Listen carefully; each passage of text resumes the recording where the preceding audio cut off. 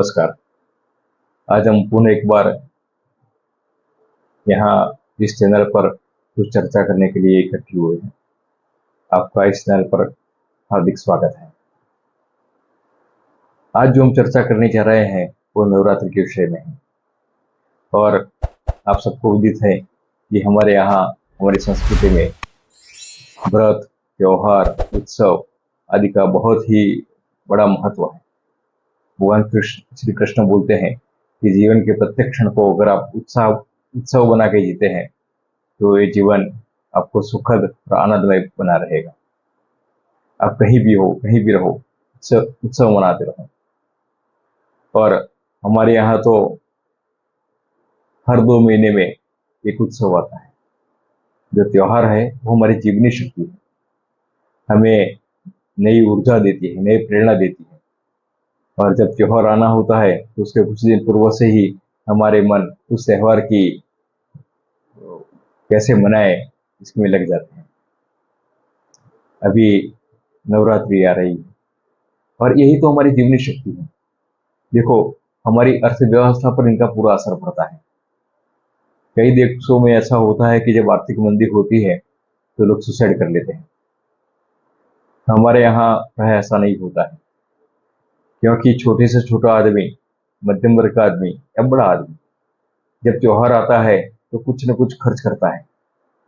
होली आएगी, कलर लाएगा, है ना? उत्तरायण आएगी तो पतंग दूरी लेके आएगा। जन्माष्टमी आएगी तो मेले में जाएंगे। नवरात्रि आएगी तो उसका तो कुछ आनंद ही और होता है। और दिवाली आएगी तो पटाखे इत्यादि दीप जला के हम हमारे दिल में उमंग के दिए जलाते हैं। तो हमारी अर्थव्यवस्था स्थगित नहीं होती कभी। हमारा जो धन है, जो पैसा है, वो घूमता रहता है अपनी शक्ति के अनुसार। गरीब आदमी अपने हिसाब से, अमीर आदमी अपने हिसाब से, मध्यम वर्ग के आदमी अपने हिसाब से कुछ न कुछ खर्चा करता रहे। तो मंदी का जो एहसास अन्य जगह होता है ऐसा यहाँ नहीं है। इसलिए हमारे धर्म में ही इसको धर्म का एक भाग मान लिया है। देखो, हमारे यहाँ कोई आता है उसका भी हम स्वागत करते हैं। किसी के घर संतान आने वाला है तो पहले से ही गर्भाधान संस्कार करते हैं, उसका सीमंत उन्नयन संस्कार करते हैं, पैदा होने के बाद जातकर्म संस्कार करते हैं, कर्ण विधन करते हैं, उपनयन इत्यादि करते हैं। कुछ बाल्यावस्था के संस्कार है, कुछ युवावस्था के है, कुछ प्रौढ़ावस्था के है। और जब आदमी पूर्ण आयुष भोग के जब अंत में चला जाता है तो इसको भी हम मनाते हैं, अंत्येष्टि करते हैं। इसका 11वां, 12वां, 13वां करते हैं, सब मिलके खाते हैं और भगवान का कीर्तन करते हैं कोई सत्य के लिए।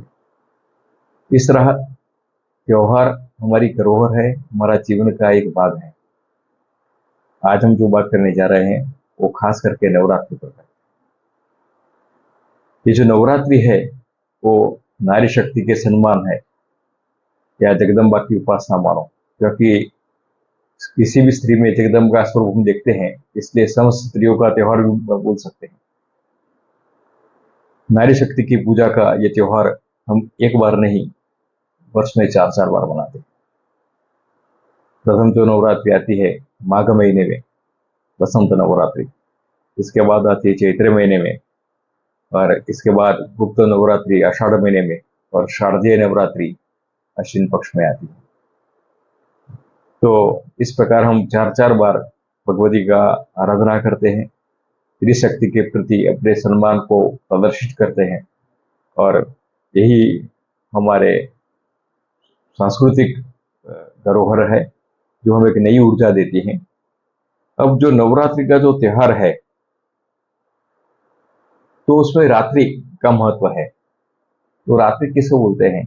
रात्रिषु रात्रि ददाति विष्ट विधि, और दूसरा है रात्रि ददाति कर्मभ्यो अवसरम निद्रा दुष्कुंभा। तो जब आदमी थक जाता है तो निद्रा क्या, रात्रि क्या देती है? उसको विश्राम देती है ना? जीवन की दौड़ धाम से जब आदमी थक जाता है, वैसे नवरात्रि के 9 दिन उसकी थकान को मिटाकर जीवन में एक नया उमंग भर देती है। और ऐसे हमारे यहाँ 23 त्रयोविंशति रात्रि मानानी, उसको बाद में बताएंगे कि 23 रात्रि है, इसमें 10 प्रधान रात्रि है। और ये नवरात्रि की जो नवरात्रि है, इसमें जगदम्बा का हम आराधना करते हैं। वैसे देखा जाए तो हमारे यहाँ जो स्त्री को सम्मान दिया है, वो प्राय किसी सभ्यता में ऐसा सम्मान नहीं दिया होगा। हमने स्त्री को जगदम्बा माना है और उसके हर स्वरूप में हम पूजा करते हैं, हर स्वरूप में इसकी पूजा करते हैं, क्योंकि नारी में जो शक्ति है वो पुरुष में नहीं है। आपने चाणक्य नीति पढ़ा हो तो उसमें एक अच्छा सुंदर श्लोक है कि नारी में पुरुष से 4 गुना ज्यादा शक्ति होती है।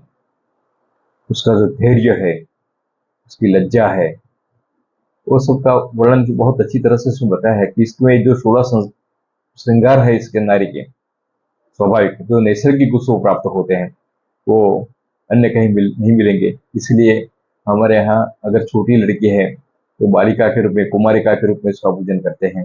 जो फिर उसका युवती के रूप में है ना, 9 साल तक उसकी पूजा कैसे करते हैं।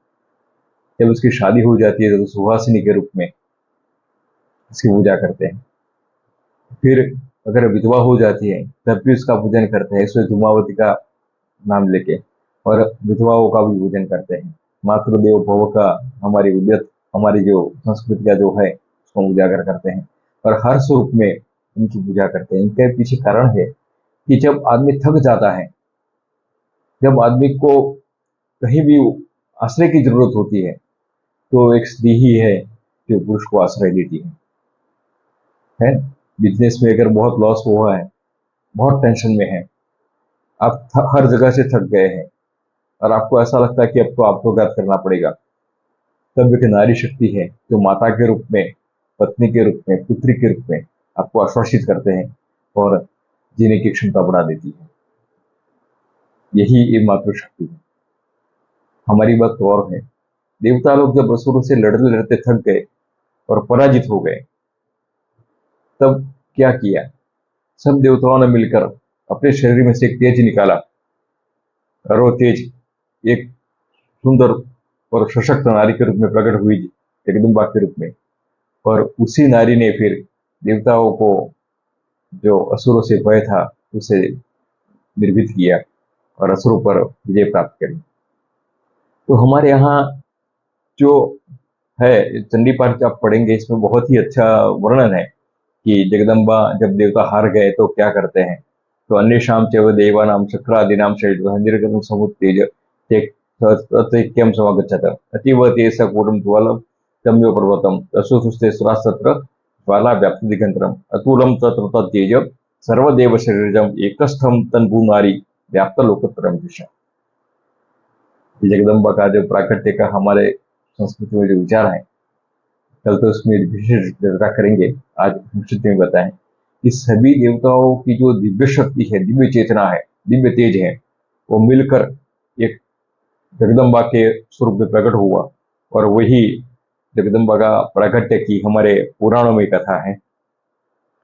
वैदिक परंपरा में भी स्त्री का बहुत ही, हमारे यहाँ तो लक्ष्मी सूक्त गाया है, रात्रि सूक्त गाया है, दुर्गा सूक्त गाया है, भाई कई सूक्त गाए हैं ऐसे, माता के मेधा सूक्त गाया है। कई सूक्त हमारे पुराणों में भी है, वेदों में भी है, उपनिषदों में भी है और जगदम्बा की बहुत चर्चा यहाँ मिलती है हमारे यहाँ। जो लोग नारी को नहीं मानते हैं, नारी शक्ति की उपहास करते हैं, वे सनातन संस्कृति के विरोधी हैं। हम इसको परामर्श करते हैं कि आप हमारी संस्कृति को पूरी तरह पढ़ो। और इसीलिए हमारे यहाँ 5 देवों की उपासना बताई है। हमारे शरीर जो 5 भौतिक शरीर है, वो 5 भौतिक शरीर में 5 भूतों के अधिष्ठाता देवता है।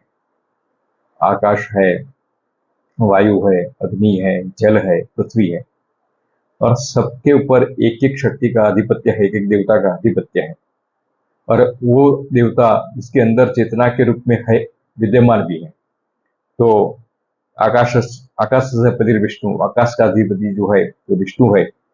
और अग्निश्चैव महेश्वरी, अग्नि जो है उसका अधिष्ठात्री भगवती जगदम्बा है। वायु सूर्य, वायु का सूर्य है, क्षितिरिषो, जो जल जल है, इसका जीवन से गगनाधिपा क्षितिरेशो, और जो धरती है इसका भगवान स्वयं शिव जी है। इस प्रकार इन पांचों की पूजा करके हम हमारे पंचभूतों को पुष्ट करने की, इसमें चेतना भरने की चेष्टा करते हैं। क्योंकि पांचभौतिक शरीर तो मिला है, और जब कुछ मिलता है तो उसमें एक मकान आप खरीदते हैं तो उसको ऐसा ही पड़ा रहेगा, या गाड़ी खरीदी है, बाहर खरीद रही है तो गाड़ी में जंग भी लगता है, डस्ट भी आती है, तो उसको अवसर समय समय पर उसका मेंटेनेंस करना पड़ता है, इसके अंदर सफाई करनी पड़ती है, कार को वॉश कराना पड़ता है। इसी प्रकार ये चार अवसर मिलते हैं हमको, अनेक त्योहार मिलते हैं जब हम इन शक्तियों को उजागर करते हैं, और नित्य ही ये पंचभूत पांच देवों की पूजा करके पांच तत्वों में बसी शक्ति है, इनको हम निर्मल करते हैं, उसको पुष्ट करते हैं। इसमें एक जगदम्बा भी है ना, पंचदेवों उपासना में जगदम्बा का भी स्थान है। और हमारे यहाँ तो मातृदेव को बोलते सर्व तीर्थमयी माता, माता को सब तीर्थों की का स्वरूप माना है। और हमारे यहाँ जो कर्म करते हैं, अनुष्ठान आदि कर्म करते हैं, इसमें अगर पत्नी नहीं है तो कर्म को हम इतना सफल नहीं मानते हैं। भार्या बिना चेयुतर्म सविफलो भवेत्, पद्म पुराण में है कि बिना पत्नी के यज्ञ सफल नहीं होता। राम जी ने भी जब रामेश्वर की स्थापना की तो सुवर्ण की मूर्ति में सीता माता का आवाहन किया था। भार्या मूला क्रिया सर्वया, भार्या मूला ग्रस्त था, ग्रह से घर से ही गृहिणी होती है, गृहिणी ग्रह मुच्यते, जो गृहिणी है वो ही घर है। इसलिए स्त्री शक्ति का सम्मान, तत्र नारस्तु पूज्यन्ते रमन्ति तत्र देवता, ऐसे कई जगह पर कई बातें हमारे शास्त्र में बताई हैं। और इस प्रकार नारी शक्ति का जो सम्मान है वो बहुत ही बड़ा है। कुछ लोग बोलते हैं कि नारी का मुख मत देखो, ये नहीं करो, कुछ है ऐसे, तो ये लोग शास्त्र के विरोधी है। क्योंकि जब वेदों में इनके सूक्त है, देवी सूक्त है, रात्रि सूक्त है, लक्ष्मी सूक्त है, श्री सूक्त है, उमा सूक्त है, पृथ्वी सूक्त है, मेधा सूक्त है, पुराणों में भी कई मंत्र है, सरस्वती के मंत्र है, सबके मंत्र है। और जब वेदों में इतनी इनकी प्रशंसा की है, और ना उस मतलब वेद प्रतिपादित सत्य है, स्त्री तत्व वेद प्रतिपादित है, इसलिए तो भगवान पैदा हुए हैं ना। भगवान तो स्वयं प्रकट हो सकते हैं, लेकिन फिर भी उन्होंने माँ का आश्रय लिया है। राम हो या कृष्ण हो या गणेश जी हो या हनुमान जी हो, सबकी माताएं हैं। तो स्त्री शक्ति का हम उपहास कभी नहीं कर सकते, इनका दर्शन नहीं करना एक मानसिक विकृति है, मानसिक रोग है। और जो शास्त्र विरुद्ध जो बात करते हैं उसको हमारे यहाँ है कि श्रुतिभ्याम विहितो धर्मो वर्ण ब्रह्मात्मका वेद बाह्य व्रताचारा श्रुत स्मार्त बहिष्कृता पाखंडी ख्याता संपाषद जाति भी। लिंग पुराण में और दो तीन जगह और भी कई जगह पर मैंने पढ़ा है, लेकिन यहाँ मैं एक ही ये लिंग पुराण का एक कोट करता हूँ कि जो श्रुति का मतलब वेद का, श्रुति का और पुराणों का जो विरोध करते हैं, इनके विपरीत बात करते हैं, वो पाखंडी है। पाखंडी की पहचान कहाँ मिलती है? यहाँ मिलती है। जो हमारे वेद शास्त्र के विरोधी है, वेद शास्त्र का जो विरोध करते हैं, उनको हमारे यहाँ पाखंडी बोला है। नास्तिको वेद निंदका, वो नास्तिक भी है, चाहे वो किसी की आराधना करते हो, वो कितने भी बड़े भगवान हो, लेकिन अगर वेद प्रतिपादित मार्ग का विरोध करते हैं, वेद का विरोध करते हैं, तो वो पाखंडी है, इसमें कोई संशय नहीं है। हम यहाँ किसी का उपवास नहीं करते हैं, किसी की निंदा भी नहीं करते हैं। हम तो यहाँ नवरात्रि का महत्व बताने के लिए बैठे हैं, और कल से हम इसका बताएंगे। और हमारा जो एक क्रम है, हम जो ये बात करेंगे 9 दिन में, इसमें प्रथम दिन में तो हम बात करेंगे तो ये नवरात्रि का त्योहार का जो महत्व हमने बताया, और इसके बाद शैलपुत्री। द्वितीय दिन में सनातन सभ्यता में नारी का स्थान और ब्रह्मचारी का स्वरूप। तृतीय दिन में प्रथम चरित्र जो है, चंडी पाठ में 13 अध्याय है और इसमें 3 चरित्र हैं। प्रथम अध्याय का एक चरित्र है 2 से 4 का एक मध्यम चरित्र है और इसके बाद 13 अध्याय तक का जिसको उत्तर चरित्र बोलते हैं। इन चरित्रों में कथा क्या है और दूसरे दिन उसमें इसका रहस्य क्या है, इसके द्वारा वो क्या कहना चाहते हैं वो है। तो तीसरे दिन में सप्तस्य प्रथम चरित्र का और चंद्रघंटा का स्वरूप बताएंगे। चौथे दिन में यही चरित्र का रहस्य का दूसरा भाग और पुष्पांडा के बारे में बात करेंगे। पांचवें दिन में मध्यम चरित्र का भाग एक मतलब उसका कथा कहेंगे और स्कंद माता का विषय में बताएंगे। छठे दिन में मध्यम चरित्र के रहस्य को उजागर करेंगे और कात्यायनी देवी की बात करेंगे। सातवें दिन में उत्तर चरित्र मतलब उत्तर चरित्र का पाठ करेंगे और कालरात्रि की बात करेंगे।